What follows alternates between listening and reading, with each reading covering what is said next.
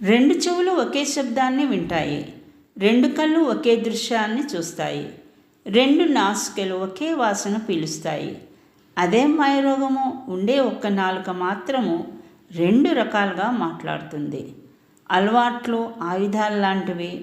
మంచివైతే జీవితాన్ని పైకి లేపుతాయి. చెడ్డవైతే పైకి లేచిన జీవితాన్ని కూడా క్రింద పడేస్తాయి.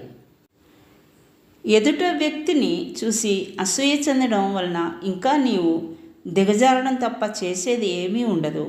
రెచ్చగొట్టే వాళ్లకు, చిచ్చు పెట్టే వాళ్లకు దూరంగా ఉంటే జీవితానికి మంచిది. సముద్రంలో అలల మధ్య తరగతి వాడి కలలు రెండూ ఒక్కటే. తీరం చేరినట్లే చేరి వెనక్కి వెళ్ళిపోతాయి. జీవితంలో ఏది సులభంగా దొరకదు, కానీ ప్రయత్నిస్తే ఏది కష్టం కాదు.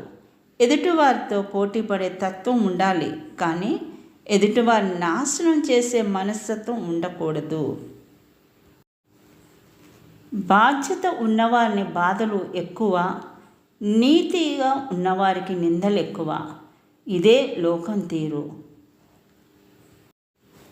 ద్వేషంతో ధనవంతుడు కాలేవు, కోపంతో గుణవంతుడు కాలేవు, కానీ మంచితనంతో మాత్రం మాధవుడు కాగలవు. నాకు ఏమీ తెలీదు అనుకునేవాడు అమాయకుడు. నాకు అన్నీ తెలుసు అనుకునేవాడు మూర్ఖుడు.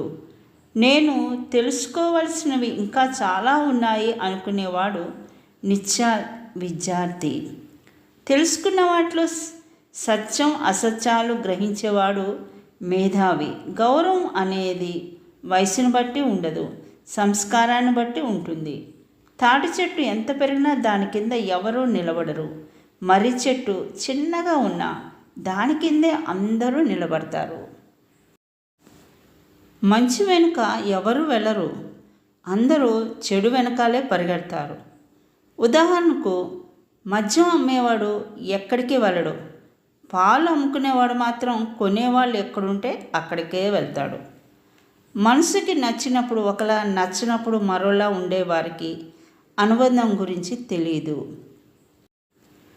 టీ అండ్ బిస్కెట్ నేర్పించే పాఠం ఏంటంటే, ఎవరితోనైనా లోతుగా మునిగిపోతే ఆ తర్వాత వాళ్ళు మిమ్మల్ని విరిచేస్తారు అని. ఓటమికి ధైర్యం ఎక్కువ, దాని ధైర్యాన్ని అణచివేస్తేనే గెలుపు చేరువ అవుతుంది.